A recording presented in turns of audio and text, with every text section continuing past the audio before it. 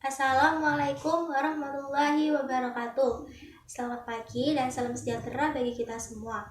Pertama-tama, marilah kita bersyukur kepada Allah Subhanahu wa taala karena sampai pada titik ini kita masih diberi kebahagiaan serta kenikmatan yang tiada tara, sehingga kita masih bisa menghirup udara segar dan melihat indahnya mentari pada pagi hari ini dalam keadaan sehat walafiat, tidak kurang suatu apapun. Sungguh karunia yang sangat besar dari Allah yang diberikan kepada kita semua. Tak lupa salawat serta salam semoga terlimpah curahkan pada Nabi besar kita Muhammad Shallallahu Alaihi Wasallam yang telah membawa serta membimbing kita semua sampai ke zaman terang benderang seperti sekarang ini. Sebelum saya menyampaikan isi ceramah saya, izinkan saya memperkenalkan diri saya terlebih dahulu. Perkenalkan, nama saya Laisari Zahra dari kelas 11 MIPA 2 nomor absen 5.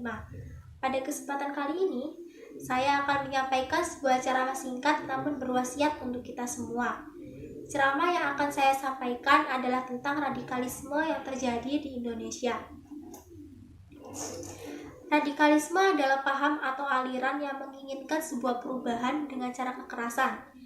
Radikalisme masih menjadi momok yang patut untuk diwaspadai karena keberadaannya terasa senyap, seperti gerakan bawah tanah yang cukup sulit terdeteksi. Provokasi radikalisme sering ditimbulkan oleh rasa keadilan yang belum dirasakan oleh suatu individu ataupun kelompok masyarakat dalam bangsa Indonesia. Tidak dapat dipungkiri, memang akhir-akhir ini perbincangan tentang radikalisme kembali marak di masyarakat. Sampai-sampai pemerintah harus memberikan perhatian khusus dalam agenda kerjanya. Kasus radikalisme yang sering terjadi di Indonesia adalah radikalisme dalam beragama. Radikalisme sebenarnya ada kaitannya dengan politik, namun agama sering dimanipulasi dan dikapitalisasi untuk menjadi instrumen yang strategis dalam menyampaikan pesan-pesan politiknya itu. Kasus radikalisme berjubah agama justru lebih dinaungi oleh banyak individu maupun kelompok. Hal tersebut tidak luput dari minimnya internalisasi pendidikan keagamaan secara menyeluruh. Pemahaman terhadap ayat-ayat Tuhan yang bersifat kaku, keras, dan eksklusif menumbuhkan rasa ekstremis. Semua hal harus benar sebagaimana tafsir mereka. Jika tidak, maka orang lain akan disakiti, diteror, atau bahkan dibunuh.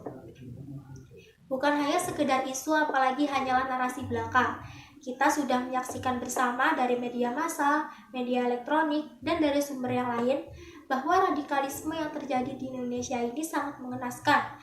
Seperti yang pernah terjadi beberapa tahun silam, yaitu peristiwa bom Bali yang terjadi pada tahun 2002, yang dikarenakan adanya suatu paham agama yang sangat mendasar serta fanatisme yang sangat tinggi.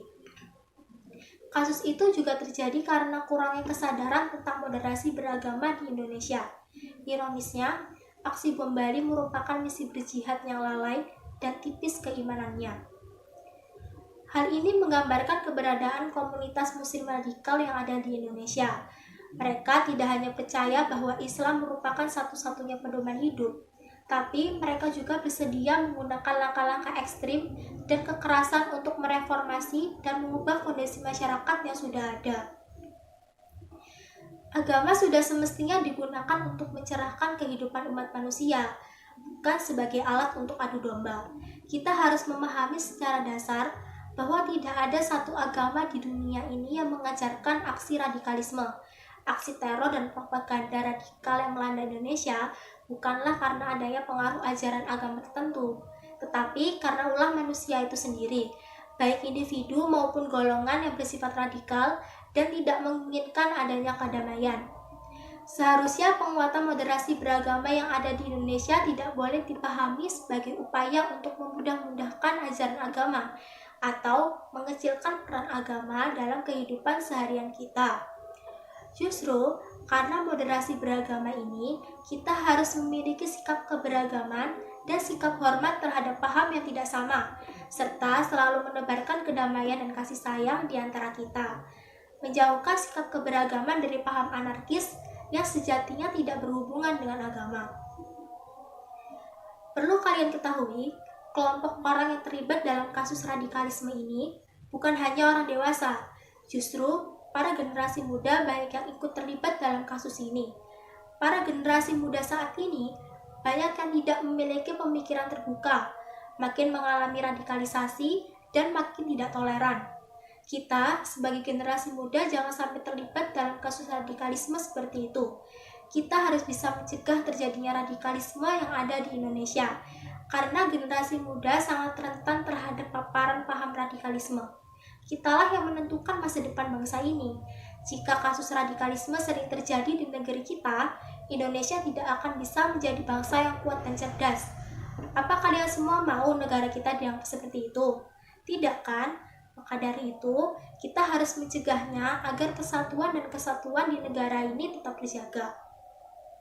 Banyak cara yang dapat kita lakukan sebagai generasi muda untuk mencegah radikalisme, seperti memperkenalkan ilmu pengetahuan dengan baik dan benar, memahamkan ilmu pengetahuan dengan baik, serta selalu menebarkan kedamaian dalam kehidupan seharian kita.